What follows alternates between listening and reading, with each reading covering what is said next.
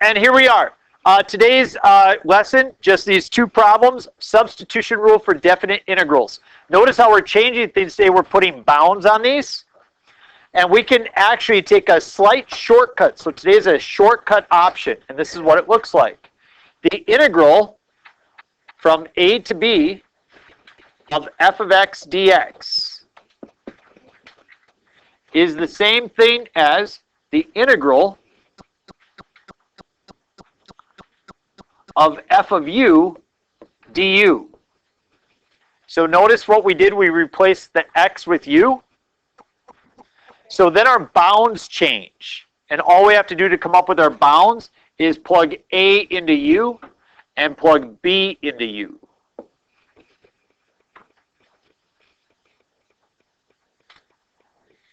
You don't have to make use of this. Some of you will want to and some of you won't, and that's fine. But I'll show you how it works out. It's pretty simple.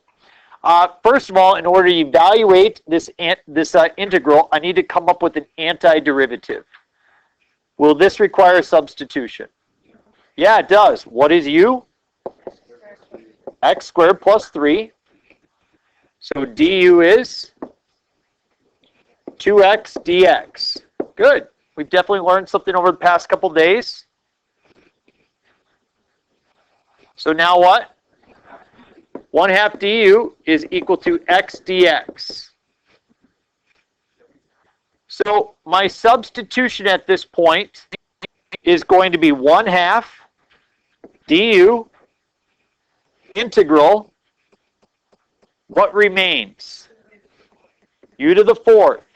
Now, I don't put 0 and 2 for my bounds.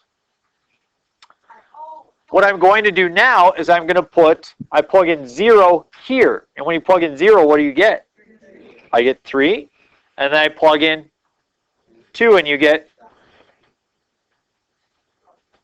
7.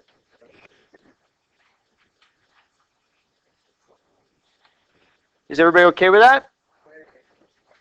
So now what I'm going to do is I'm going to take the antiderivative of u to the 4th, which is, so 1/2 u to the 5th over 5.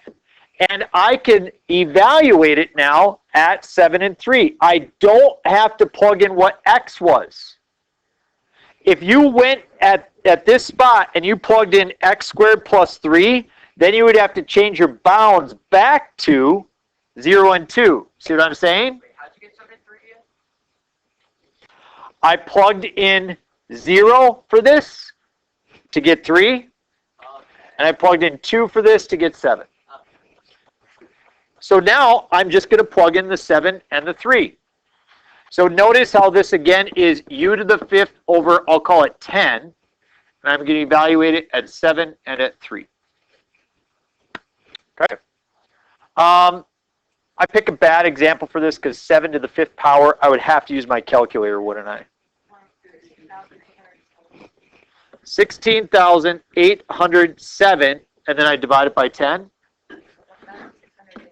So I'll divide by 10, and then minus 3 to the 5th, 243 over 10.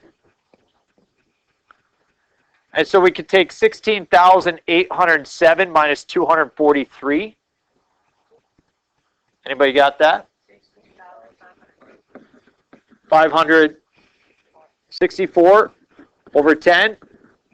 Or in other words, if you want to write it as a decimal, I guess that's 1,656.4.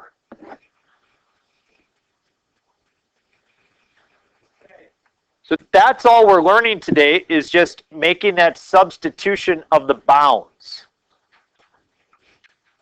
So we do our last, yes, hi. If there are bounds, there's no plus c. If there's no bounds, plus c. Got it? Good question. All right, what is u in this case? Last example of the unit. U is sine of x. What is du? Cosine of x dx. That's a pretty simple substitution, isn't it?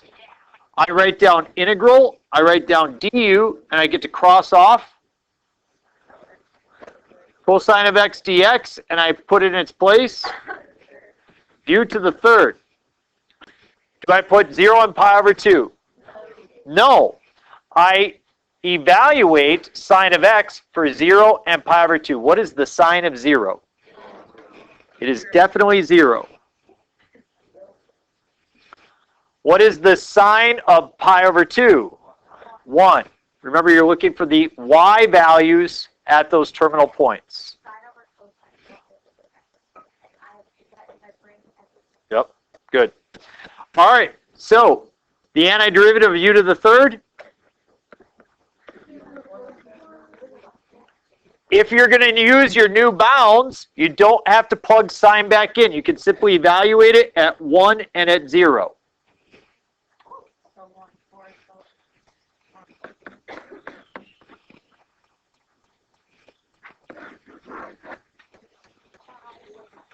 That's it.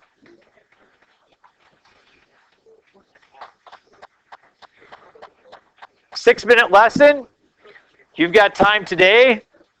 You've got time tomorrow. You've got time Monday. You've got time Tuesday. It is up to you to make excellent use of your time. Please respect that if this unit is like any other units, we have people that are all over the place. Some will need help with substitution problems. Some are going to need help with the word problems.